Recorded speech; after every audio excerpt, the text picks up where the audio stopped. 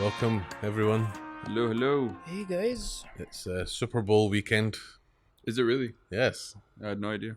This Who's playing in the final? Kansas City Chiefs versus the Eagles, Philadelphia Eagles. And you're supporting the Eagles? No, the Chiefs. The Chiefs. Then I'm supporting the Eagles. Me and Taylor Swift, we're both supporting the Kansas Are you a City Swiftie? Chiefs. I'm now because she's dating the main guy on the team. Is she? Second main team. But that doesn't answer the question if you're a Swiftie or not. Oh yeah, I'm because she's dating Trevor Only that. Culture. Yeah. Not because you listen to her songs 24/7. No. Okay. But my daughter's a Swiftie, so now I'm a Swift. Makes sense. Ah. And you're a Mr. Beast fan as well. I am a huge Mr. Beast fan because my daughter does not care about my podcast, but she cares about Mr. Beast. Well, there you go. I mean, Tolham's daughter doesn't care about any podcast. Any podcast at the moment. Yeah, that's true. Oh, we have Tolham back today. Hey, everyone. He's done being violently sick in the hospital. I've recovered, and this will be my first smoke in probably a couple of weeks, so I'm very excited, actually. Extremely excited. Congratulations. Oh, thank you, sir. And do you guys want to jump into the exciting smokes that we have in front of us?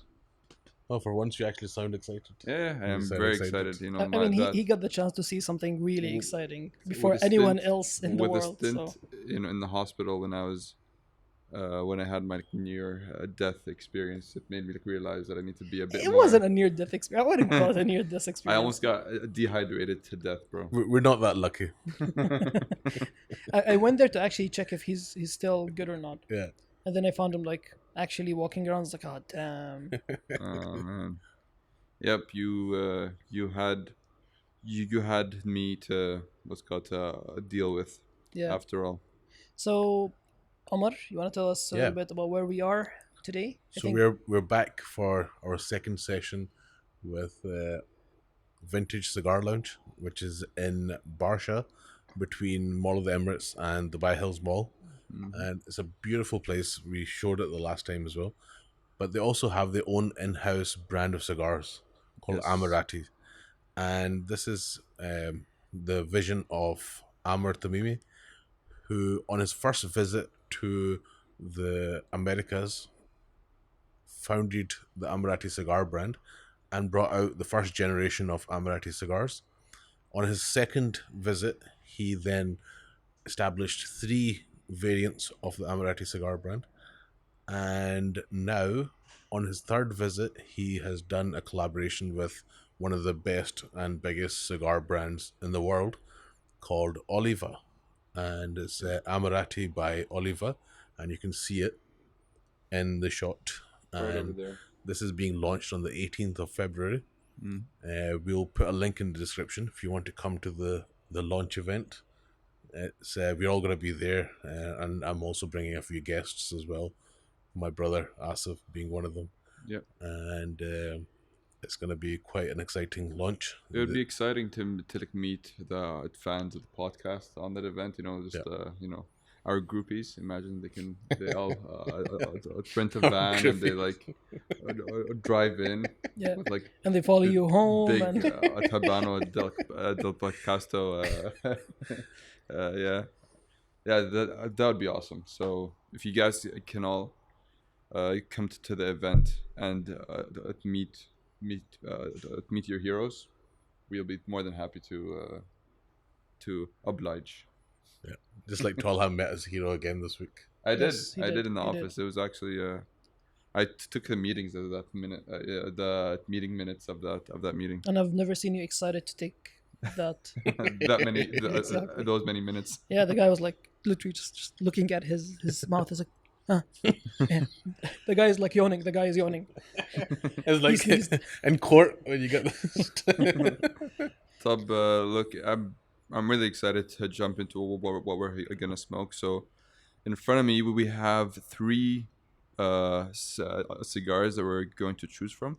And one of them I think you guys will be familiar with. It'll be the smoke that the guys had in the last episode. The OG, I believe it's the Petite Pyramid on the right. Yep. On the right of the screen. In the middle they have that's a Churchill of letters to my father, and on the leftmost, I think, is what we'll smoke today. The Lancero, with the that is in the Azul collection. That's the three collections, right? Yeah, so these are the three Current collections that they collections. have. So what I like about a setup as well is that it's also in order of strength. What with the OGs, is more of like a fuller smoke. The like, letter to my father is more of a medium body, and the Lancero on the left is more of a mild smoke, and Yeah. I think it'll be the perfect. It's after like not having smoked in a while, and I just had a bit of breakfast. I Yeah, especially think that it'll it's be like it's 11 a.m. now. yeah, So so it'll be a perfect smoke. yeah, So yeah. But I you don't guys know want to about you. jump into it? I just love the Lancero shape. Oh, it's honestly You're not speaking to me. sorry. Yeah, With the there you go. Lancero is probably my favorite shape of cigar. It is, but it just feels so cool holding it Yeah. as well, right? Because it's Also, and like you have to be long a and bit delicate when you smoke it because it's easy to overheat it. Mm. Would you want Yeah. the cutter? So I'm excited to jump into the notes of this. Ooh. So we'll on the nose. I'm getting a lot of sweetness, but also a lot of like woody notes as well, and a spice. are you getting a bit of Hint of leather? spice. It is a bit leathery. Hmm. What do you call it again, Omar? I messed Leather, up. leathery. There you go. Leathery smoke. Lovely. Smells really nice. No, it's a beautiful smell. Did you cut it? No, yeah. I'm gonna use a V cutter. Bam. Oh, what a The sound! That was sound of that is amazing. they're saying to sharpen it, you have to put your finger in it just to Oh, really? Yeah, test it out. to test it. Yeah. But just your finger, Tom. Here you go. Just your finger. That's amazing.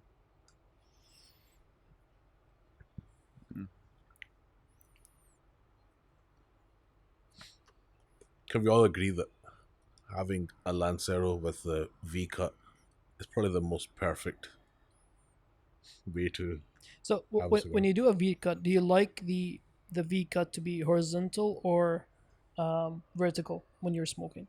I like it to be horizontal. Same horizontal. Horizontal. What about you? Just don't really care. I just want to smoke it. I don't find the difference between them, honestly. I have a little bit of OCD. Like I need it to match up with the label. Oh, okay.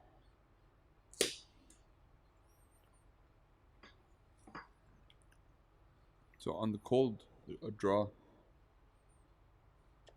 I'm getting quite a bit of leather as well. I'm getting fruit. What kind of fruit? Berries. I Really? don't. Yeah. Yeah, Yeah. kind of berry. Like a blueberry, raspberry kind of thing. I don't know why. Yeah, literally had blueberries last night. A berry, and kind of giving me that. Yeah. Nice. It does taste like those berry infused tea. Yeah. Has the same kind of. Yeah, fruitiness. Mhm. It's quite fruity, like tall ham. Yes. Well, if Toham was a fruit, what do you think he'd be? Banana. Just like the most boring fruit out there. Why would you choose a banana, man? Because my daughter loves bananas, and Are She you has them every implying day. that she loves you so much? So, Tom, do you want to tell us a little bit more about the amazing collaboration that we see in front of us? Just a little bit on the size of the cigar, maybe? I mean with the Oliva. Yep. I think that's sorry. That is a Churchill. Yeah, correct. Look behind That's you. a Churchill, and they're Look, going to release it. look behind you. Yeah, it's Churchill right there. Shout out The to Churchill.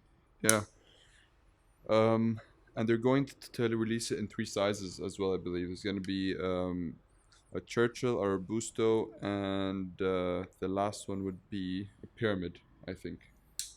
Uh huh. And we So still don't know anything about the blend, basically. no, I think they're going to be talking about the blend of the cigar Yeah. on the launch event itself. Uh huh. So you'll find the link in the description, and it'll be really exciting for you guys to come, try the cigar. It'll be the whole at the event. I believe it starts at 7 p.m. Yeah. all the way to till 11, and you'll see a lot of cigar enthusiasts over there. A good place to network as well, I feel. So yeah, and just to enjoy an evening of smoking. And to be honest, we've been on the lookout like like, for a nice place like to smoke and to enjoy, a smoke. And um, it's been quite like not really disappointing, right? But like I feel that vintage, like it ticks all the boxes, honestly. Yeah. In terms of the kind of lounge we're looking we're looking for, in terms of the ambience, in terms of the selection that they have in the humidor, Hmm. because they have a good number of Cubans. They have a good number of non-Cubans. Generally, at all well priced as well. Yeah, I'm really it's this place is growing on me. Even the house brand they have for the cigars, Mm. the construction of it is nice. The blends that you get from the cigars are nice. So, and the thing is, the sizes variation, for example, of the OG Mm. fits everyone, right? You have what, 9 different sizes of the Yeah. OG, Yeah. which I think is like something that really considerate from the brand. A lot of brands, they go ahead and they make just 1 or 2 sizes from a specific line, Mm. but when you have 9 sizes of one specific line, it's just, I don't know, it ticks the boxes, as you said. Yeah. With initial notes that you guys are getting, I'm getting a lot of earthy notes, and and spice. also Spice, yeah. just Spice. it has the most beautiful amount of smoke that's coming out, and Yep. it's so smooth, and the burn is so even. I'm really enjoying this. Even lighting the cigar, the cherry was just phenomenal on With it. me, there's a bit of an issue with the burn on mine, but I think it's probably just an off thing. I think that's just the issue with you. But in terms of the notes, I'm getting a lot of earth and spice. It's and with the spice is not it's more in the back of the palate. It's kind of a Partagas spice. No? Yeah, and there's a lingering after Yep. taste as well, that it sticks like with you for a while, after you smoke it, which is quite interesting so far, I'd say. This is very enjoyable. I can't imagine anything better than smoking one of these Lanceros with my two co-hosts on a Saturday morning in a beautiful lounge. It's one of the highlights of the week. That's the thing. And the thing is, you kind of look up for it, right? So, because we shoot only on the weekends now, and every other weekend, it's just you're looking forward to come on that Right. day and actually just wind off, enjoy a cigar, talk a little bit about what's happening in the world, Mhm. and also the opportunity to get to review something that is, you know, um, that is new and that is exciting as the Amarati by Oliva cigar. I'm really looking forward to go ahead and smoke this when it launches. Mhm. to get to see what blends they actually went with. Because when you look at the second collection that they have, the one on the tray there, they kind of got like, and looking at the blends that they have in the book, they kind of have a cigar for every kind of blend out there. So it's really exciting to see what this sticks to when it comes to the blend. See, Adam, I think you're quite a reasonable kind of person. You're the voice of reason in the podcast. You think I'd get into trouble if I smoke one of the Oliva cigars? See, it's always easy to ask for forgiveness than ask for permission, Permission. right? So Good point. that's the thing. So yeah, I mean, what we can do is we can take one of the Lanceros, take the wrapper off it, put the wrapper off the of the Oliva, and just put it there in the middle. Hope for the best. No. I think so. Here's the thing. Even smoking that cigar, we need to be like. I don't want to smoke it at like an 11 a.m. in the morning with just a brick. No, I want to enjoy it, like, and actually sit down and take it all in, and see. It's a Churchill size, so Exactly. it's quite a meaty 2.5 hour smoke. Yeah. And I don't want to sit down and talk to Tolham for like that long. Maybe we enjoy it like off cam, and then we come back. Yeah.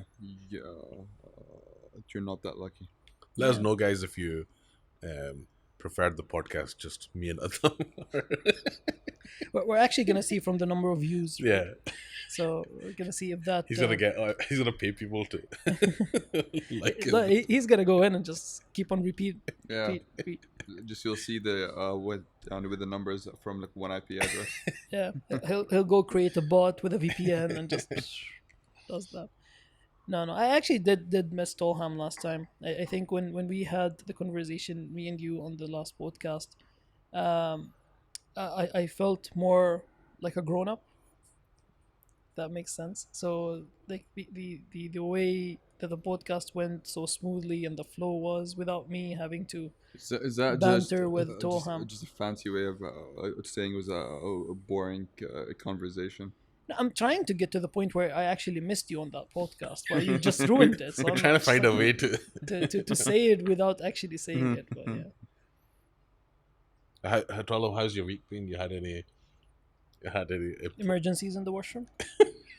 Last week, yeah, man, it was horrendous.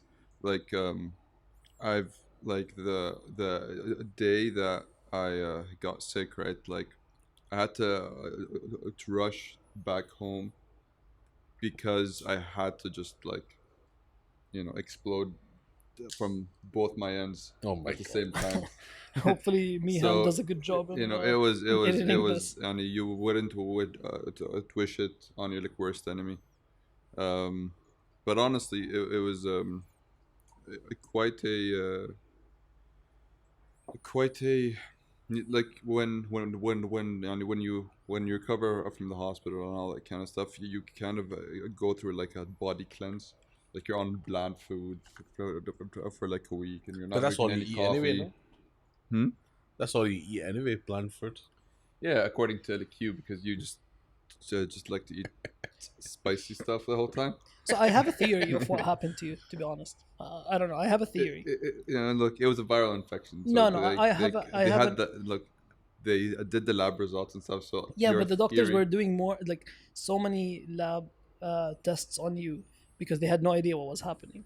Yeah, they just had to rule out if it was bacterial. So if it was bacterial, it would have been something I ate. Listen, let's not really get no. So hear me out. My theory is because I've seen you. Let's move on from this topic. Sorry, I've seen you in the office, and every single meal you have in the office, you just love to pour lemon up on it.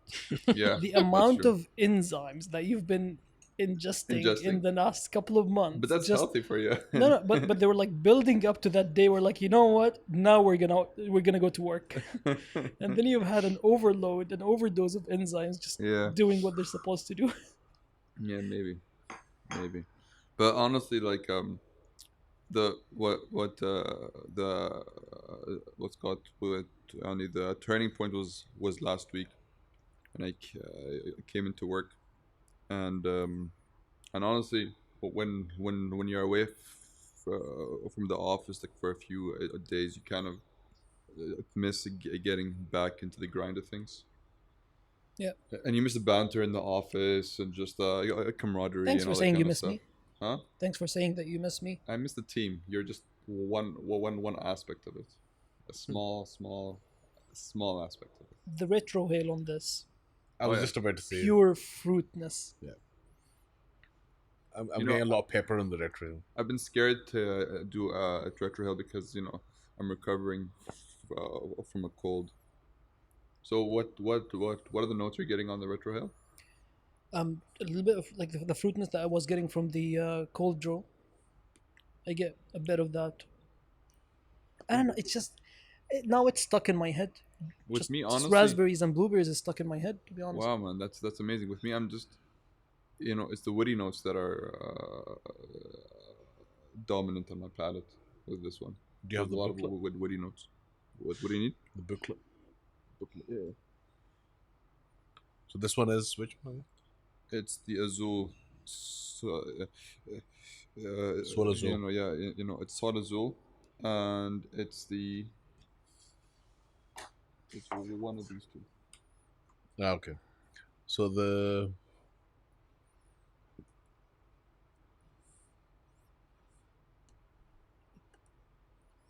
notes that are Yeah, it's fruity and woody notes Yeah. is what's prominent with this blend. And I'm getting at a lot of the woody notes. it's a beautiful cigar. And see, one of the joys of smoking indoors is when you're retrohaling, you can actually smell the smoke after you've smoked the cigar. When you blow out, you can smell that, and that smell right now is beautiful. Yeah. And that's why I think it's best that we all smoke the same cigar whenever we are recording, Yeah. as we can smell the smoke coming from each other's cigars. And right now, it smells insane.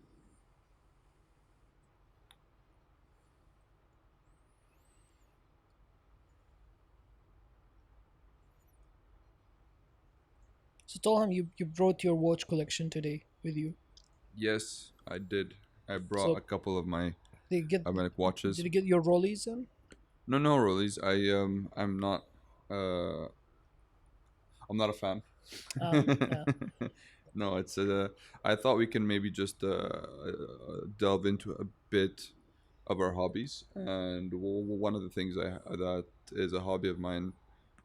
I'm not really a a collector as is, but I enjoy having a few watches that have a story behind them. So I brought my watch a collection to we can maybe just talk about a few things, and also I'm genuinely excited to hear about to your journey into watches. I know that the three of us, this is probably one of the other than smoking. This is probably a hobby or a topic that we all enjoy as well. So Yeah, I mean, every time I go around Omar in the office, he either has like like a super gold watch open on his screen. on his laptop on Yeah, his screen. yeah. He's just staring at it, like a flashy gold watch. It's his AP. motivation. So basically, when he's in the office, he looks at that like watch and says, Like that's "I'm what I gonna need work to my get. ass off. I'm No, gonna buy that watch." It's close. I'm looking at that watch. I'm thinking, I have to put up with tall ham because this is my aim. This is why I'm doing it. I'm glad that you associate me to you Your success. with your success. I don't know. I wouldn't be a fan of that association thing. I would just leave it. But yeah, But yeah, so I brought a couple of watches that we can discuss, and then I'd want to kind of delve into which brands you guys are excited about or So, interested in. I just saw a Richard Mille this morning. Was that yours? Was that part of the collection? No, that wasn't mine. Oh, okay. Again, I'm not the biggest fan of Richard Mille. yeah. He just like he just like the ones they sell in Karama. Yeah, Big fan of those. So with me, generally, I really, I enjoy I'm a big as probably people know on the podcast already. I'm a budget guy, and I like budget things that are made with a lot of quality. And I think with watches, the king of that is probably Japanese watches, and Seiko is a big part of that budget, but really, really, really a good quality. Yeah.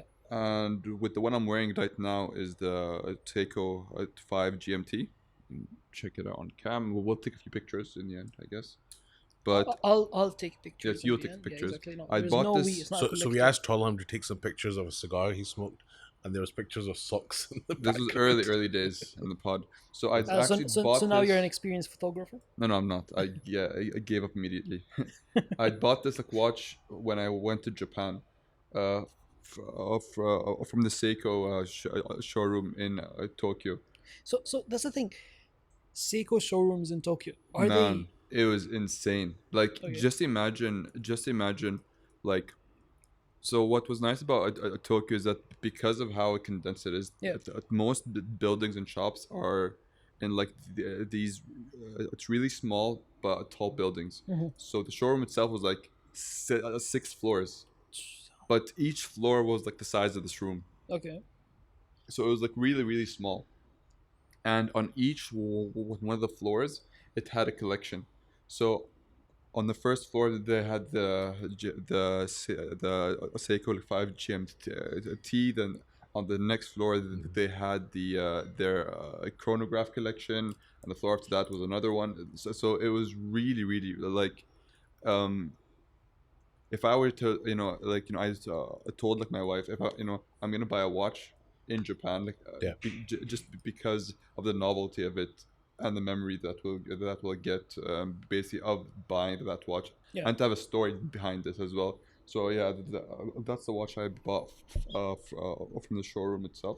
So I came today to absolutely shit on your collection, but I actually really like this. And This is so nice. It's, cost wise, that was 1,200 dirhams. Wow. And It's a it's a lovely. GMT automatic. I think the power reserve is around 40 hours or so, Yeah, or 42 hours, I think. yeah, you can see the automatic movement in the back Yeah, case, and the bracelet is amazing. The dial is amazing. It's and it's an all round, like, it looks a lot better than than the price. You know what I mean? I'll give you that. You have one nice watch. So that's the first one in the collection, and then I bought a couple. I'll show you.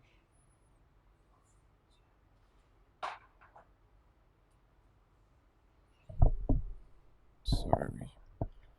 So the other one I bought was that I bid before we went. I did some research because I really wanted to buy a vintage watch in Japan, because if as you know, Japan is probably one of the best places in terms of good well maintained vintage watches.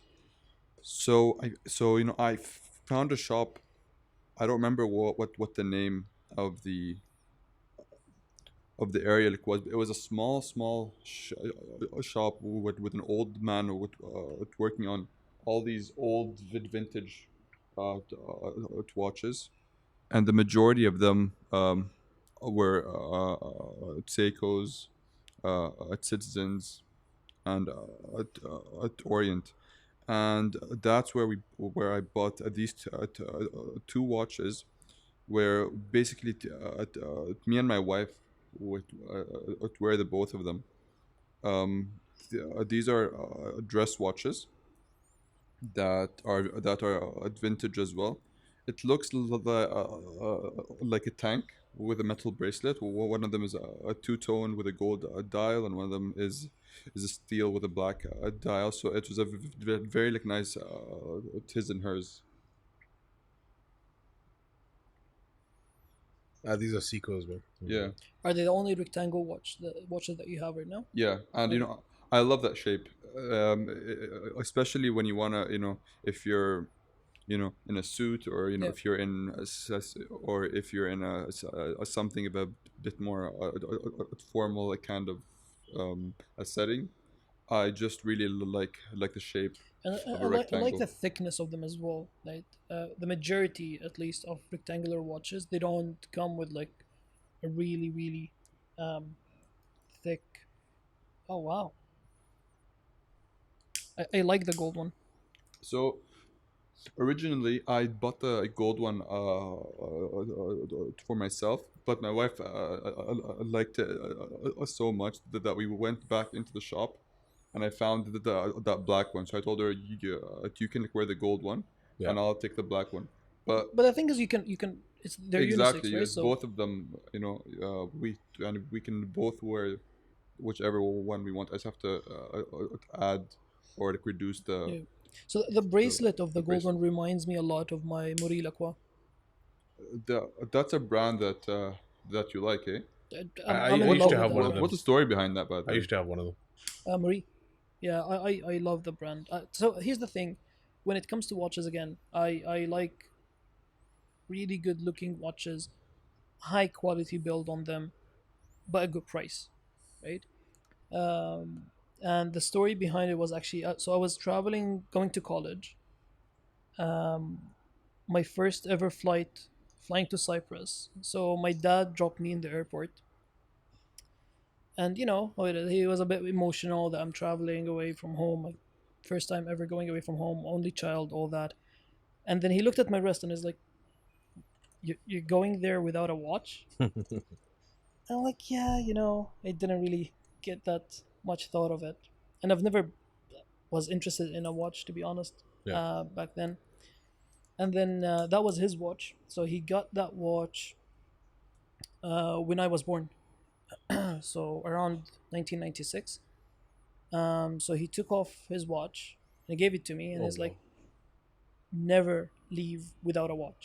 Oh Like wow. never leave home without a watch." Was that was that a two tone which you have?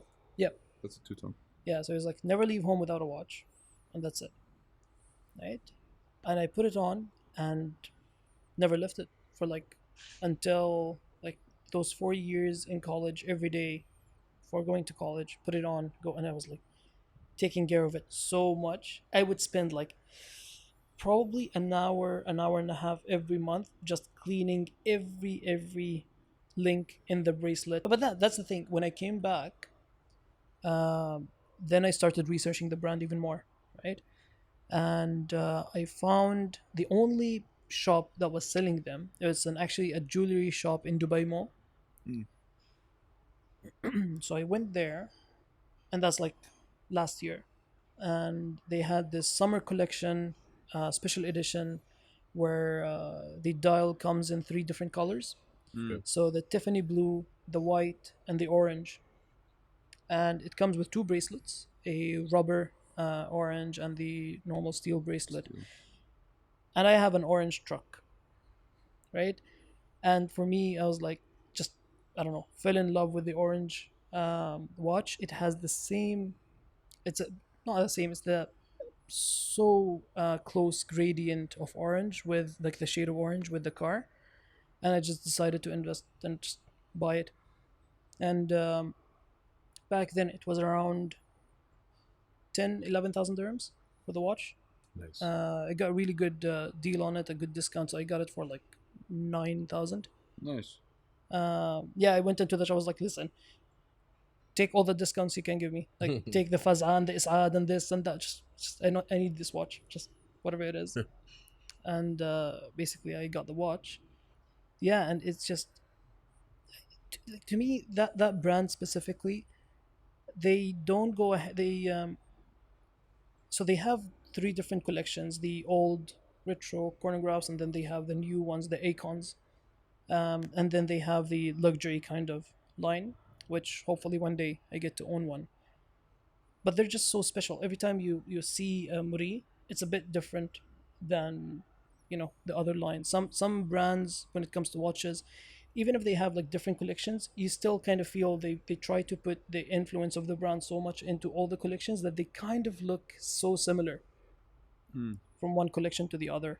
but that brand, they completely go and redesign the whole thing in every collection. Honestly, what's nice about your story is that like um is the is your introduction to that brand is probably is an was an emotional event in your like life that brought you to become you know a fan of the brand of watch, which is what I think one of the main thing about the watches is that a connection that people have with their like, watches. It can be a brand like that. Generally, it doesn't have any standing, generally speaking. But if a person, for example, if it was passed down from his father or his grandfather, it doesn't matter how like you know if it's if it's a Rolex or if it's a Seiko, right? There is that importance to that like watch because of that connection. And I think what watches are probably one of the only accessories that kind of have that effect. Like you don't hear these stories about like a pair of shoes or something. You know what I mean? It's always a watch, which is quite interesting. Yeah. What about you, Omar? What's your how did you get into into watches? I Like, got what's your into story? watches because um, when I was young, I used to go to Dubai and Pakistan quite often, like almost yearly, every 2 years. We used to travel, and I used to buy the fake watches from Rolex, Patek, Oh, really? and when I was like 17, 18. And I used to have like a proper watch box with all of them lined up, but they only used to last like a couple of months and then they'd be broken, Yeah. right? But that's what gave me that desire to, you know, always have watches.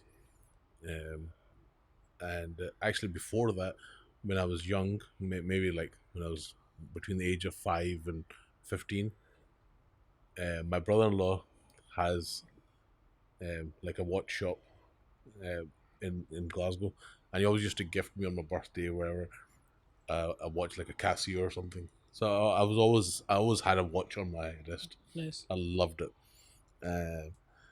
But then between when I moved to Dubai, um, for the first 5 6 years, obviously times were quite tough. There was a big recession, so I used to always go to the Rolex shop or AP, and I used to look at the watches. They were available then, right? There was, but I couldn't afford to buy them. Um, so I've always watched YouTube videos and everything, and I've always gone to the shops and had a look at them. But the thing is, when I was able to buy them, now you can't go to the shop and buy them anymore. So but back then there was like no like waiting list in Rolex or any of that. No, you could go in there and buy, Just buy Daytona. but you could, and probably not a Daytona, but like you can buy most stainless Yeah, steel models. buy a sub or like a Pepsi. Yeah, you could walk in and buy any of these.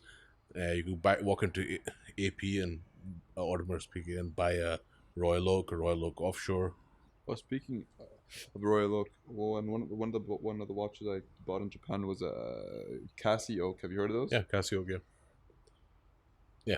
So this is basically the Royal Oak shape, which is the octagonal face.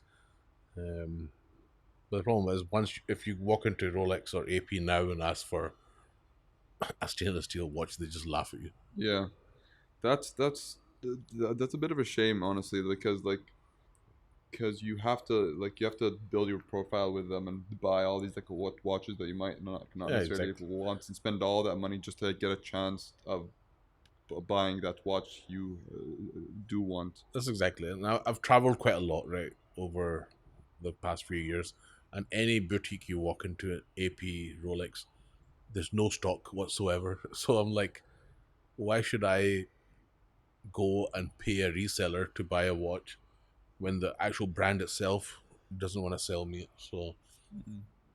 I'm happy right now having my Garmin watch, and If one day I get a call from AP or Rolex that they have the stock, then I'll go. But it's been But like, years sorry, I'm on the is list. this Omar from Habano del Podcasto? Yeah. Oh, sir, do you mind wearing our watch in one of your episodes? You can keep it, and then that's what basically he's I'll be waiting like, for. no, I'm happy with my Garmin Yeah, watch now. there you go. Thanks. It's like you can call Tolham. He says this to anything that's free. It's fine. So yeah. So that's the thing. I've been on the lists for a few years. Nobody's ever called me. So Don't It's you have to as Tolham spend, said. Yeah, Danny? Don't you have to buy a bunch of watches for them to actually start there's ways, calling right? you? There's no real waiting list per se. They have stock. It's given to customers who are already purchasing watches. Mm. But what I understand from AP is, for example, they're trying to allocate 30% of their new stock to first-time buyers. Oh, really? But so if you follow the subs on Reddit and such, they tell you that, oh, I just got a call. I've never bought an AP before. They called me and I went and bought it. Same with Rolex. So sometimes you get lucky, but it's like almost like these brands have positioned themselves in such a way that it's become a privilege to buy it. But it's Mm. like, okay, but I'm spending my hard-earned money to buy a exactly. watch, and you're almost like making me feel like I'm begging you that I should Yeah, buy your yeah. product. Yeah. And my niece is doing her master's, her dissertation on this exact thing about luxury and luxury items and how they're What is she making this. studying? She's studying marketing in Scotland, Interesting. marketing and business, and this is going to be her dissertation. And it's literally this. So what I sent her a list yesterday. It was basically Royal Oak offshore from AP, the stainless steel models from Rolex. Patek is even harder to get. Right, the stainless steel Pateks I was about to are ask, impossible. is it the same with like the brands like Patek and Vacheron as well? It's same thing. Vacheron less so. Patek, yeah, a hot Patek. Getting a stainless steel Patek Nautilus or Aquanaut now is impossible. It's like So I have a question. What is it about the stainless steel that's so hard to get your hands on um, from the showrooms? there's nothing particularly uh, in short supply with stainless steel. It's just those are the models that are highest in demand. More than the gold and the platinum and all the other Gold and precious platinum metals. are just so expensive that there's a very small amount of people in the world who can actually afford to Okay, buy them. I get that. Also, think of it this way, from a reselling perspective. Perspective, the steel ones will appreciate in value more than the premium ones will, because the premium ones are already being sold at a really high price. Yeah. Yeah. So that's Okay. why the demand will tend to go to the stainless steel, because if you buy it directly from the brand, the stainless steel, and then you want to resell it, you have that room to actually appreciate Yeah. the value of it in a bit. So basically, you can, for example, buy, if you get lucky, like a stainless steel Daytona, at a certain price from the showroom, but the minute you buy it, in the secondhand market, the percentage of appreciation is a lot It's like higher 100%. than, for example, if you buy like a gold day date. Yeah, exactly. Yeah. 100%. So if you buy Daytona straight from the showroom, which is almost impossible, it's about say 12,000 pounds. You can literally double your money by selling it straight away Yeah. on the Really. grey market. But like a gold one that's like 50,000 pounds, you just get like maybe a 70 or No, something. yeah, you probably just get a couple of thousand more. Mm. Plus, it's harder to find a buyer for it in the Yeah, first yeah. place, right? So the actual time it's going to take you to go ahead and sell it, it's going to be a bit. It's the same thing with everything, to be honest. It's the same, for example, with real estate, right? Buying an apartment in Burj Khalifa versus apartment in downtown Dubai that faces Burj Khalifa, Yeah. Mm. right? That one is already priced high because of It is, yeah, that, and plus finding a buyer for it is more difficult than the other one. So yeah, So So it's the same with cars as well. So, Yeah.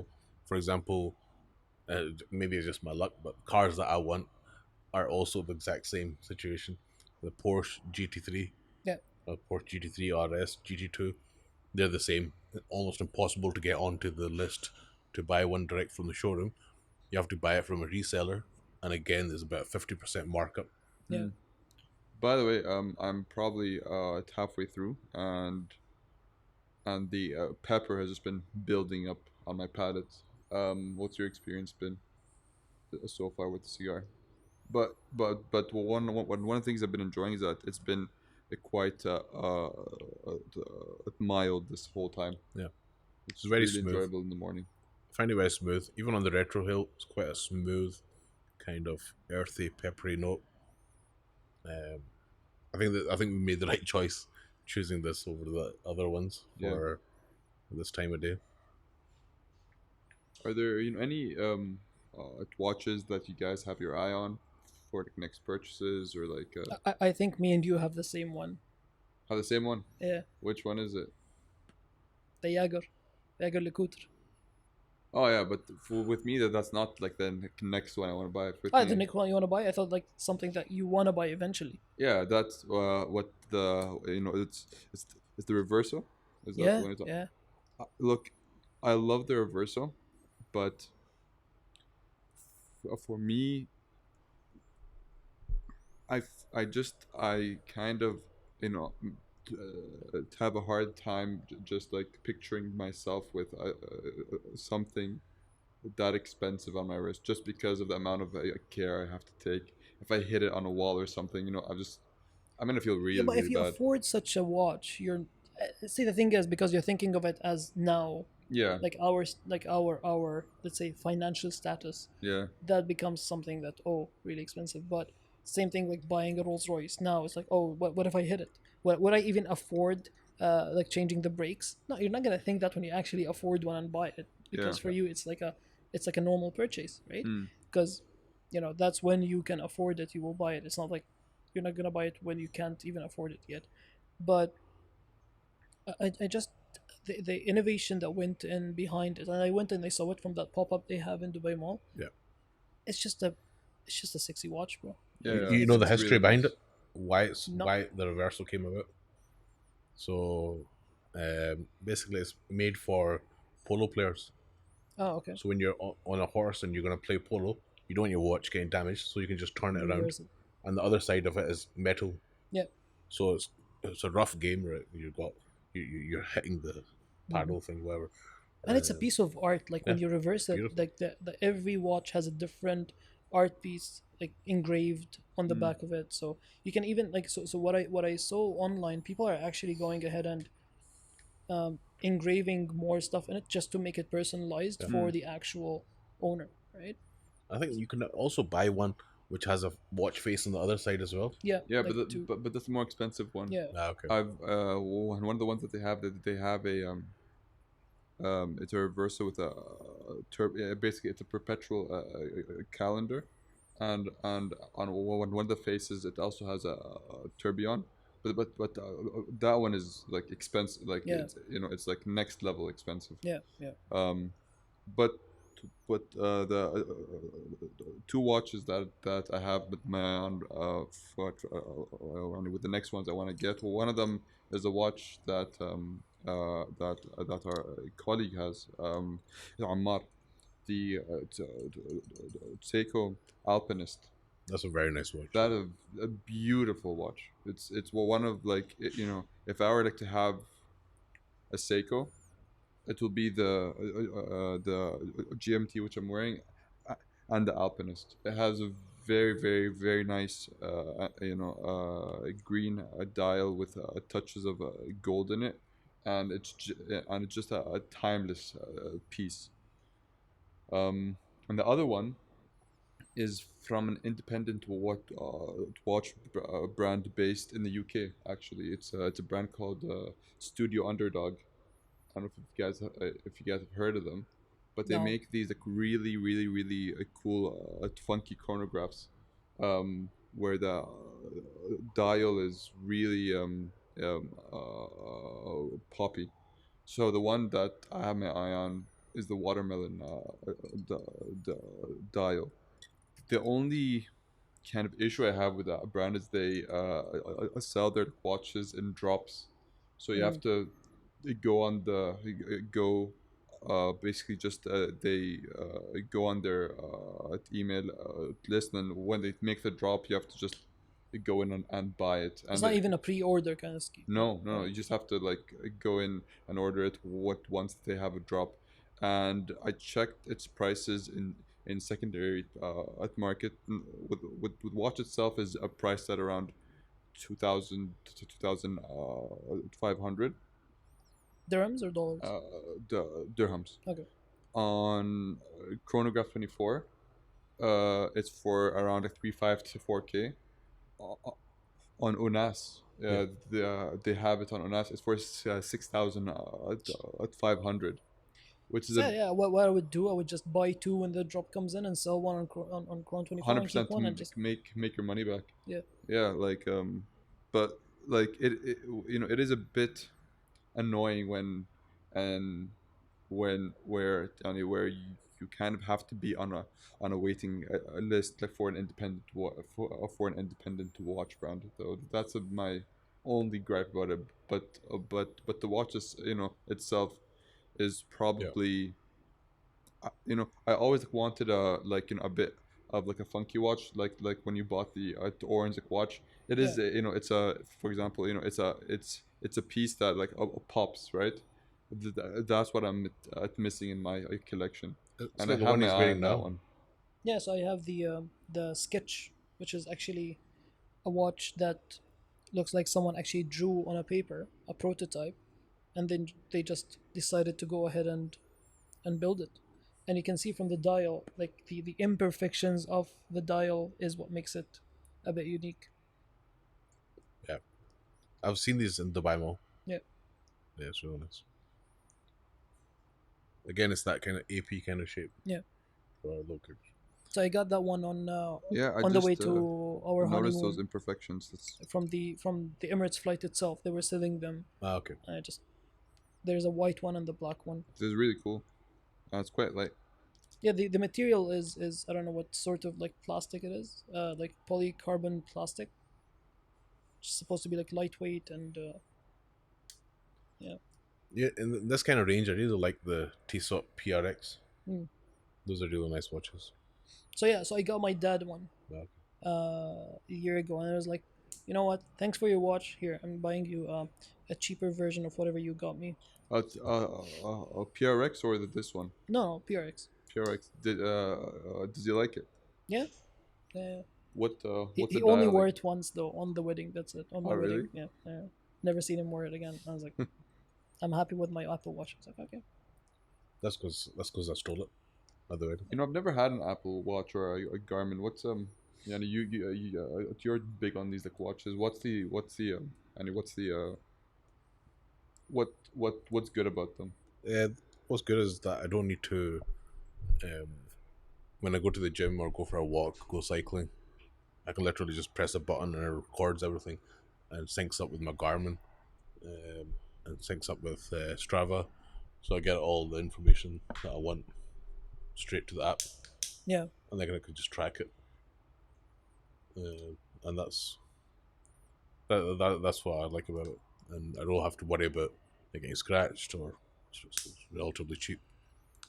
Um, but there's also a category of watches between like the Tissot and then the Rolex and APs, for example, Omegas and Tudors, and I really like some of their watches.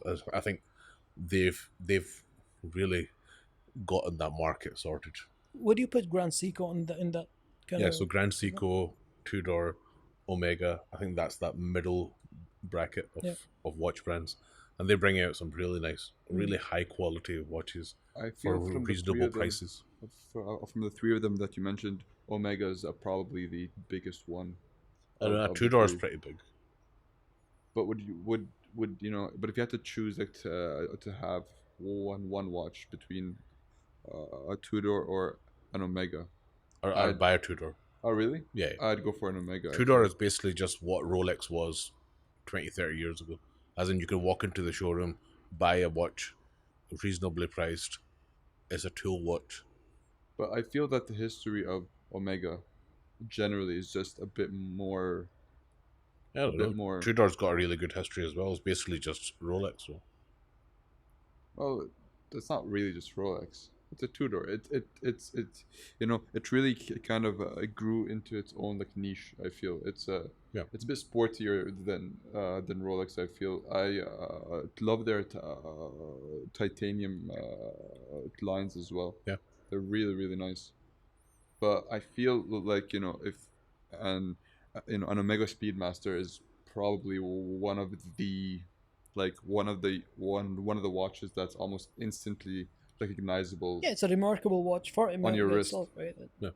I think every brand has one, right? That they went ahead and they were like, oh, It's like this it's is the what they're image of the known brand. for. Yeah, Like exactly. when you see a Submariner, that's a Rolex. It's instantly it's recognizable. And I feel with Omega, it's the Speedmaster, is what it's known I for. just don't like so when it comes to watches, I don't like the collaborations that brands do with like cheaper version of watch brands, like the Omega Swatch Omega Swatch. collaboration. That for me was like a bit. It So has its don't get me wrong. It has its market. There are people that like that. when I was in Japan, just a small story. I'm sorry to interrupt. When I was in Japan, He's about learning no, yeah, manners. I Wow. apologize. So when I was in Japan, when with me and my wife were like walking, we like noticed this huge line. It was it went around maybe 3 blocks, and it was for the it was at the launch uh, of the Swatch and the Omega, Yeah. and it was insane that the hype behind it. Um, A lot of it's stupid as well. Like they were interviewing people in the lines, and they're like, "What are you queuing up for?" They're like, "We don't know. Which is there's a watch launch and everyone's queuing up, so we're just queuing up as well." And then they brought out the Blanc Pan version as well, and then they're nice watches, but not The for me. marketing behind them was nice also because they went ahead and they did this whole thing about space and the way that they yeah, present the collection is you have those three in a box and you can actually buy the whole thing, the whole collection in like one box. They were yeah. selling the whole thing. But the marketing was basically the around with marketing was let's just say a lot better than the watches Yeah, themselves. yeah. 100%. But that's the thing because it's a small brand piggybacking on a bigger brand to But get stuff. but but the both of them are a part of the Swatch group, is Yeah, if I'm of course. correct, right? Omega and Swatch is the part of the Swatch group. Yeah, but that's the thing. Like I don't know, maybe Swatch itself wasn't selling that well, and they had to like, let's I don't know, revive the brand. What's a collab that you guys would like to see between like a smaller brand and like a big brand? Now, I'm not a big fan of any collaborations. My favorite watch brand is AP, and they have the dumbest collaborations. What? Like they'll collaborate with a rapper and bring out a watch, and like it's ugly and it's Oh like yeah, but pointless. those are like collaborating with like Individuals. influencers and famous Yeah, celebs. No, I So mean like the with me, brand and brand if collaboration. like what if like AP did a collab with like Like Grand Sig. Casio? I think that's crazy It'll No, because be why would you insane. want to devalue your brand? No, it's a like Andy, you have to admit if they just did a bit of work on the quality of the Swatch and Omega collab, it might have been a much bigger success, right? so Because they got the marketing on point on that I one. think one collaboration that went well was the Tag and the Carrera. Which one is that? So there was a collaboration between Tag Heuer and Carrera, and they developed one watch. It was like a Formula One watch. That big square one.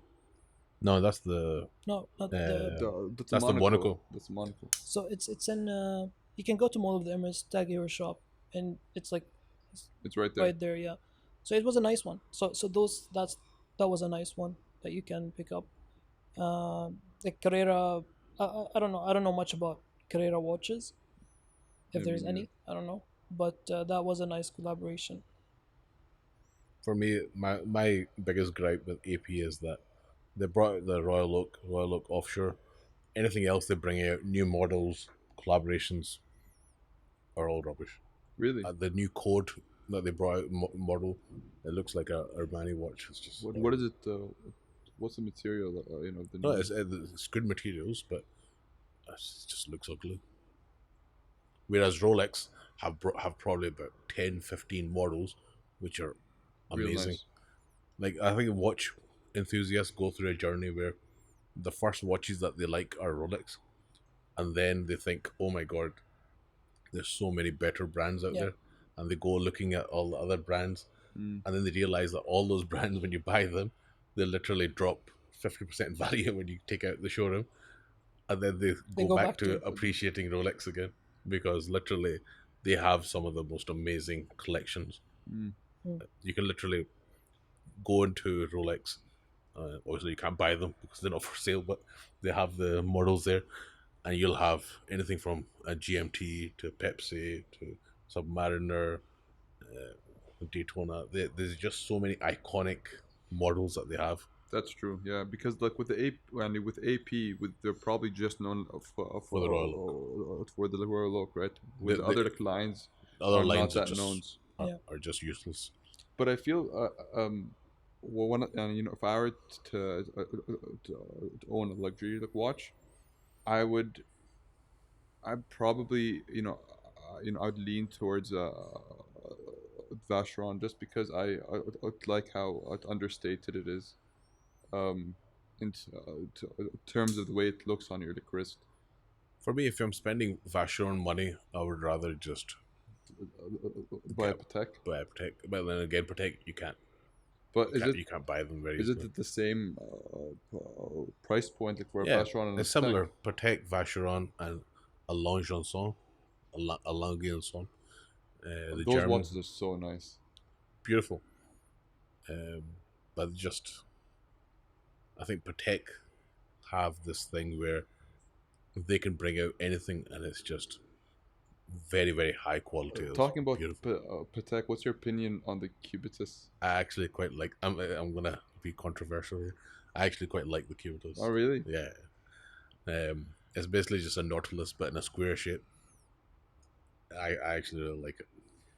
But what from what I read, when the CEO when he had some like, controversial statements on when it was released, and then he said I kind of like something the along those arrogance. lines as Yeah. people that If you don't like it, I can't afford it. yes, something along those lines, and people were like, "What the hell, man?" And it's not it's not about that. We just expected Protect to put But a bit Swiss more people are thought. like that, right? Swiss people are kind of aloof and straight to the point, and that's just the Swiss nature. I guess.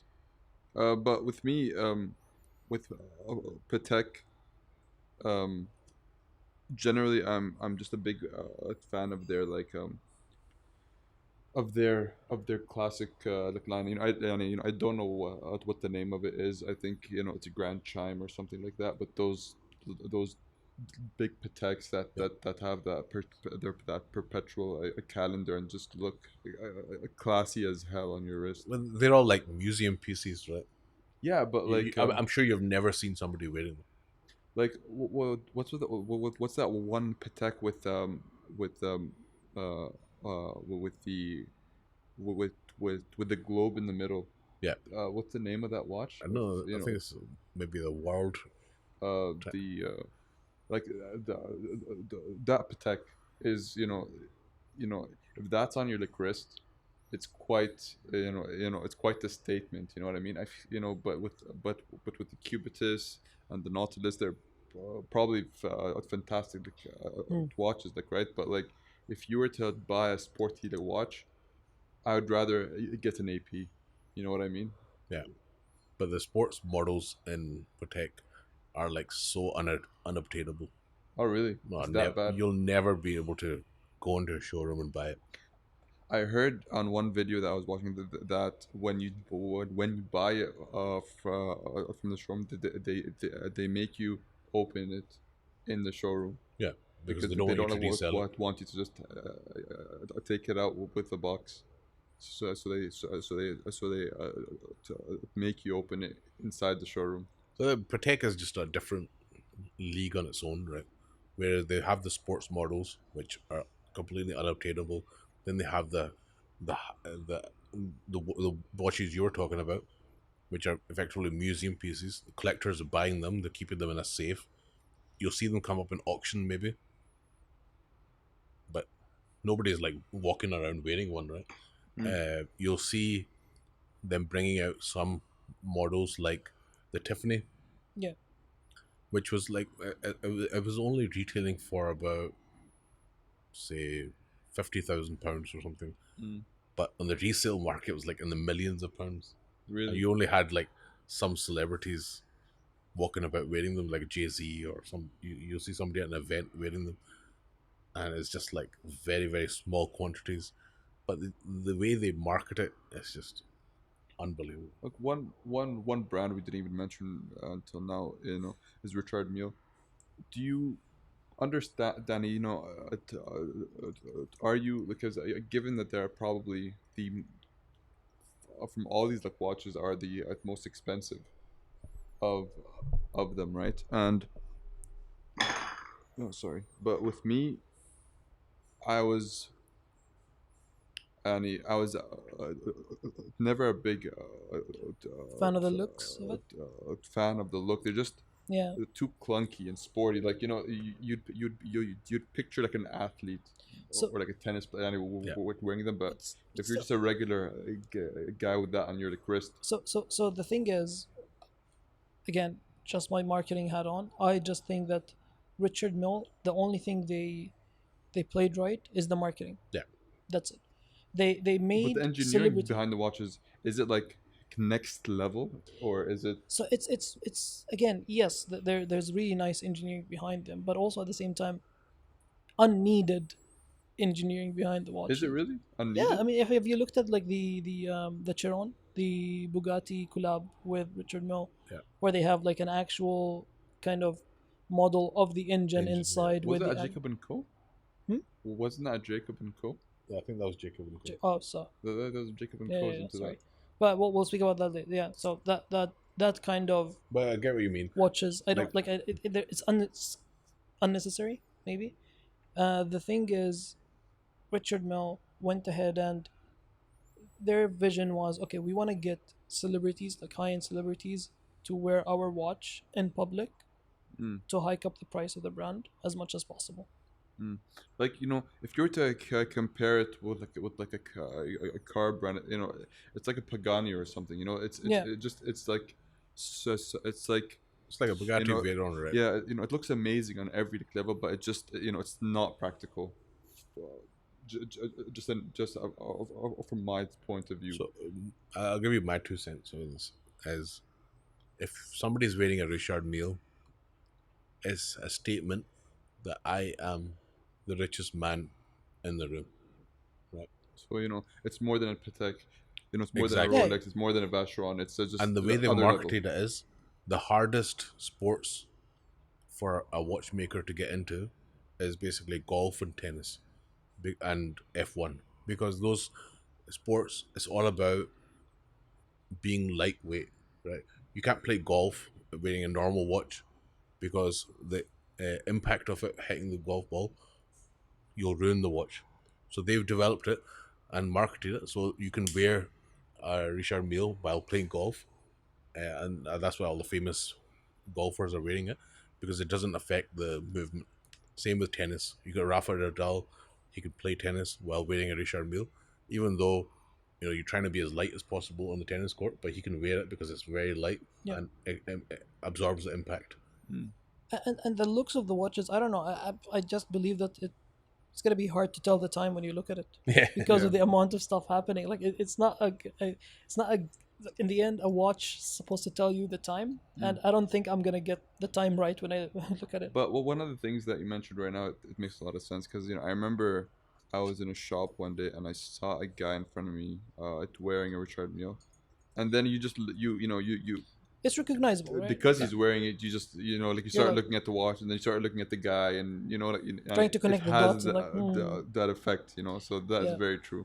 Yeah, It's- but it goes back to the whole idea of luxury goods, right? It's the same thing when you see someone with a Pagani, yeah. right? You're not, you, خلاص, you connect the dots, but is it I wouldn't call it an everyday watch, but that's the thing. Is it But a like, good watch, or is it a good art of piece on your hand? but That's the difference. from You what can't Omar call it he a said watch. is is that with the way it's built, it can be an everyday watch, right? Yeah. Because of No, no, it can be 100%. It can be, but is it Is it practical? I feel practical? Is it something that you would wear on a daily basis as a rich guy, okay. ultra billionaire, whatever it is? What's interesting about it, I think, because like for example, let's say that you had a Patek Grand Chime on your wrist. That's a watch that you'd be scared to wear every day. But like a Richard Mille, the way it's constructed, it kind of like it's like in a way, or in the best way, it's kind of like a Casio that if it takes a beating, nothing will happen to that watch because But of you're the not way gonna risk it it was still. built. You're not gonna risk it because of the amount of money you paid for that watch. But we just saw a guy this morning wearing it here in the cigar lounge. Now, was he like banging the wall with it? But he could, right? Like I if mean, you he could, but he wouldn't. Like, yeah, that's the thing. but like if you bang a Patek, it might get damage, right? But No, if you 100%. bang a Richard Mille, it probably because it was built like for the pro athletes. Yeah. Yeah, like nothing would happen. Yeah, to, but no, to you're it. right. The Jacob and Co is what I had in my mind with what they did. Also, from a marketing perspective, is especially again, I don't know if this is right or not because long time ago I looked at it. There was this watch that was in the hand of Michael Jackson, a couple of other high end celebrities, and it's like a super rare watch with all the rubies and all Yeah. the stuff in it that Yeah. hiked up the price. I'm not a big. But there's a history of fan. Jacob and Co. He spent quite a lot of time in jail. Yeah. Really? Yeah, he was a money launderer. No way. Yeah. Let's And- put the compliance hats on now. Right? Well, what? Literally, he was money laundering for the mob in New York and Wow. went to jail. And his whole thing was giving watches to celebrities and rappers, and Yeah. that built up his image. Yeah. But actually, the actual watches are ugly. No, they're Unless it's they not want to a watch. sponsor the podcast, then I'll No, change my tune. no, sorry. Compliance hat for you guys on is not gonna allow that. yeah. The AML you guys are gonna do in the KYC is gonna reject basically that Yeah. that sponsorship. But He's no, gonna pop up all over a comply advantage. but he's been in Dubai for quite a lot of times. There's a lot of people that actually take pictures of him walking around. He's become a celebrity this way. Yeah, and they have a shop here as well, pop-up shop. But that's the thing with, again, for me, watches have always been: is it practical? Can you actually read the time on it? Mm. If not, even if I have all the money in the world, I don't think I'm gonna go ahead and just purchase it because you end up now buying a piece of jewelry, not a watch. Right. Yeah. So- Yeah, 100%. And there's a thin line between those two. If I want to buy a piece of jewelry, fine. But if I want to buy a watch, no. Yeah. For me, I don't know. Pasha de Cartier has always been a nice watch to look at. I would want to own one day. A lot of people don't like it. A lot of people don't like the brand itself, and they keep on saying, "Okay, it's not watch brand. It's not watch brand." Dude, like my wife is cares? in love with a Cartier. I feel that a Cartier is like the Rolex, like for like women, in Thank you. terms of collections that they have. Oh Thank man, you. I have a Cartier. I don't know. No, but Thanks. the popularity of a Cartier, especially the woman-like line, is when I was looking at the prices, it's like, do you guys know the Pantera? So it's a really small thin one. So full steel, you're looking at probably 15K. Two-tone jumps to 30. At full gold, you're looking at 80K. Yeah, You know what I gold. mean? And when I asked like my wife, if you were like to have a Cartier or a Rolex, what would it be? She's like a Cartier any day of the week. Yeah. No, I just fair like the look of the Pasha, to be honest. Is Yeah. it the one with the circle, or No, is it the it's square? the square one where the crown is blue, with like a small kind of bullet. So it's not the Santos. Pasha de Cartier. Pasha. Yeah, they have some beautiful models. Yeah. And there's a skeleton one that they introduced. Nice one. So it's a nice collection. Actually, the I forgot the name of the actor. It's Rami the Malik. yes, He's the one of the brand one ambassadors, of the and brand he's the one ambassadors. that yeah first wore the in like all the ads and the promos. He's the one that was promoting the Mm. Pasha de Cartier. But the one thing that I was telling Tolham a while back that I stumbled across online is the build your own watch. So there's a website where you build your own watch. You buy the I kit, remember that. Yeah. and I just want to do that. That's what I want to do next. So you can actually buy. So you can go ahead and personalize the watch that you want Yeah. on the website. You can choose whatever dial you want, the actual, the case, the thickness of it, the bracelet, everything around it, and they bring you a box. Everything is in parts with the actual video and the manual of how to build it yourself with all the tools that you need, That's pretty cool. and you get to go ahead and actually build your own watch That's following the really guide. really cool. And you can customize it as much as you want because you can buy I don't know, more than 100. You can make more than 100 variations of that watch. You can choose exactly what the movement you want is. You want an automatic, you want a manual, accords, whatever you want. Or self winding, whatever Exactly. You get everything, and you can just keep on changing the watch as much as you want. it is. That sounds exactly like you. That fits you That's what I want to perfectly. do. 100%. And just because I was looking at, you can actually uh, personalize a G-Shock as much as you want. You can go to like AliExpress or whatever and buy whatever you want, because G-Shocks are also easy to go ahead and personalize, Right. and you can just build your own G-Shock. Honestly, that sounds extremely cool. It'll be like a very very, very like nice project to do on your, like, let's say that you're taking No, and I 2 saw weeks off. the businesses that they're doing. So there is a started as a YouTuber and now owns a shop. You can actually go inside the shop and customize your own G-Shock, and they send it to you because they do it for you, and they charge like they hike up they make a profit margin of around $300 to $400 just by doing that. Or you can, and the parts are being sourced by China. You can literally buy a G-Shock, buy all the parts you want from AliExpress, and do it yourself and save up like $400 doing it. That is so cool, and And I would want there's to do that. there's there's a shop here called Edit by Ahmed Siddiqui and Sons, and they do that. They go there and they have a lot of personalized watches. Like they take a G-Shock and they change the chronograph to like Arabic. They change a couple of things in the dial, and you can customize whatever you want. But of course, the prices are like in the thousands. Okay. So, And I never knew about that. So the building so if you were to build your own watch, that is you, what would it be? Would it be a sports watch? Would it be a dress watch? I feel with you it'll be a dress watch. yeah, it is. You It's gonna love be a dress watches. I Yeah, feel yeah. it's your jam. Dress watch, thin, probably a squarish or a rectangular kind of watch. With steel bracelet, or like I'll get both. interchangeable. Yeah. Interchangeable, of course. Steel and the rubber. You know, hot days in Dubai, steel doesn't really work for me. Are you not a big fan of leather straps? Not much. Not much, eh? So I had only one leather watch, but again, I just don't like it. For me, it's not that practical. Well, one of the straps that I actually I fell in love with. So on one of my birthdays, my wife bought me a Hamilton a khaki field, and it's a watch that I really love just because. Sorry. So it's a titanium like watch, self winding, on a NATO strap. So here we go.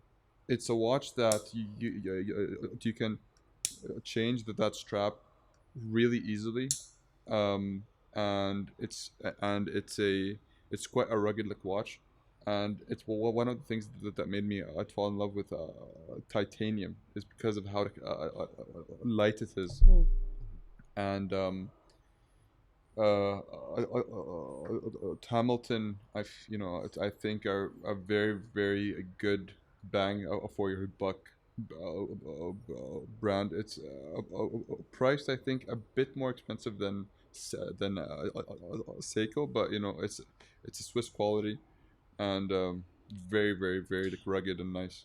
This was featured in one of the videos, like the top 10 watches, affordable watches under like Yeah, 100%. $1,000. Yeah, I watched that. It was what's the name of the And look, let me look. Show you guys what's nice about the NATO strap is that you know you can literally interchange money. So it's just Yeah. by removing it, you have you have the watch here, and you can buy a bunch of these in leather or yeah. or in cloth, and you can just basically change the strap like to like match whatever activity you're doing or your outfit, and it's a manual watch as well.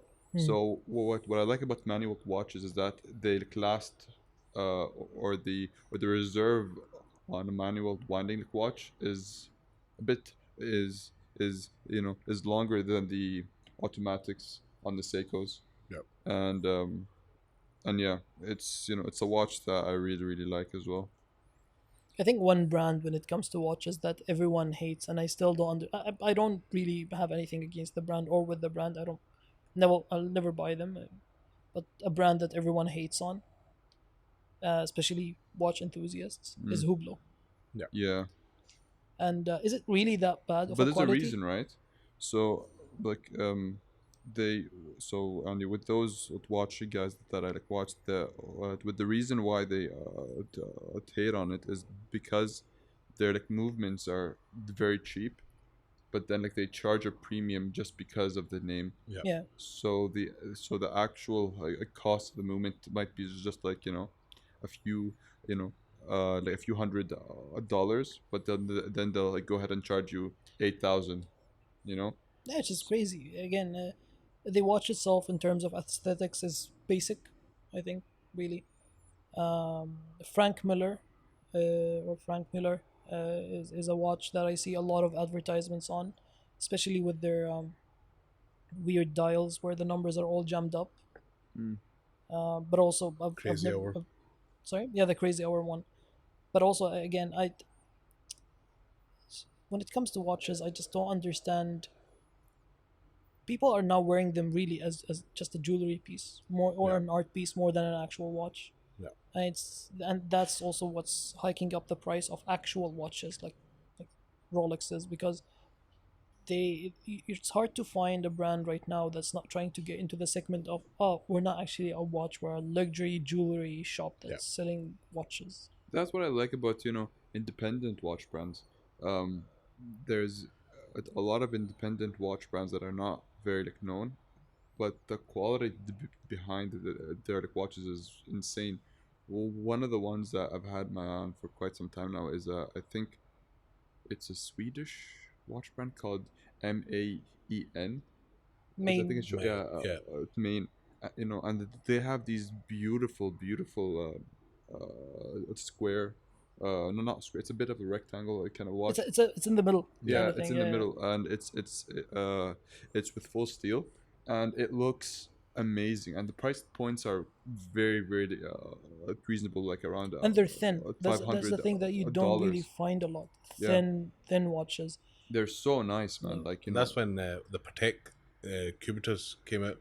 They said that was just a copy of the main. Yeah, so like that's what's interesting is that I've noticed a lot of these um independent watch brands are days are probably becoming the inspiration of these bigger watch brands, which is where the I'd say which is quite a good for like watch enthusiasts that are on a budget of some sort, so you can have a really, really, really like a nice and a kind of unique a collection that speaks like more about what your personality is, Mhm. and and and you can guarantee that not many people will have that watch on their like wrist, so it is also a conversation starter. Like, if you're like wearing like, a Rolex sub, right? There's probably a bunch of real estate agents that have that same exact watch, right? But if you're like wearing like a studio underdog, or like or a main watch, or even a Marie Lacroix watch, it is, people will take a look and say, you know what, I don't know what that like watch is. Yeah. It's, if it is a bit of a conversation starter as Mm. well. I think one of the best publicity stunts that happened in watches was, Bernie Eccleston. The He set up the F1. yeah, the F1 guy. So he was in London and got assaulted, and somebody stole his Yeah. Hublot, and they punched him in the face so much his face was all bloodied and bruised. No His way. eye was. I've never seen like such a black eye. Ooh, and when was this? This is about 10 years ago, and they took a picture of him, and they used that in the Hublot adverts, and they said if this is the lengths people will take to get a Hublot. That's mean. No, but like obviously he was in on it, right? He Oh, must have yeah. got paid for it. I mean, hopefully they paid his medical bills, I guess. I don't know.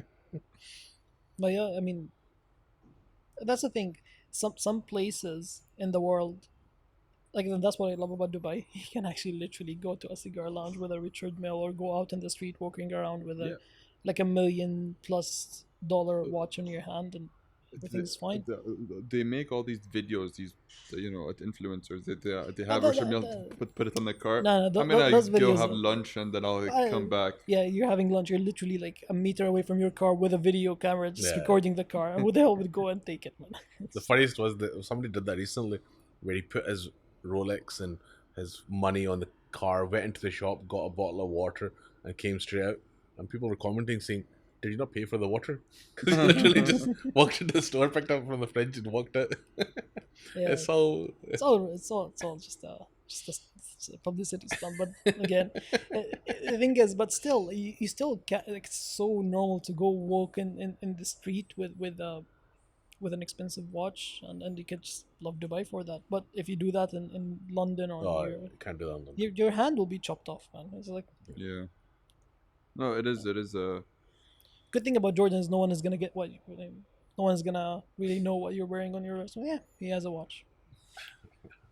They might even like call you mean names if you're wearing like an orange watch. It's like, orange watch. Yeah.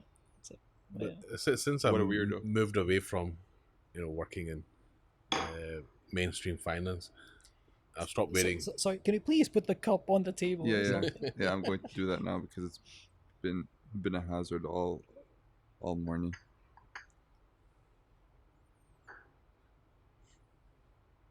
Yeah, some of my dress watches I've given to my nephew in Scotland, Hisham, and he wears it to like university and stuff. So I just wear my Garmin watch and come to work. So we're reaching the end of.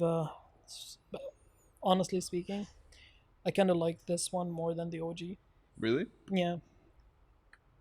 See, the thing is, I still haven't developed The palette, the palette for watches like the OG or like the the watches, like those. You mean the cigars?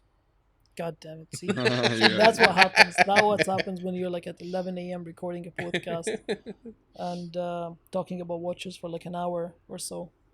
But yes, cigars that are like the OG, the Casa Magna. I'm building my way Mm. up there, but I like this one. I like it more. See, that's the thing. When we smoked the Contero, it was also a morning. Yeah. So I don't know. Both of them kind of feel like they're my cup of tea when it comes to cigars. So with me, with the end of the cigar, generally this is not just with this, but with most of them, is when they get a bit more spicy, that build up of the ammonia builds up and all that kind of stuff. So I am getting it with this one, so I think I'll end it here.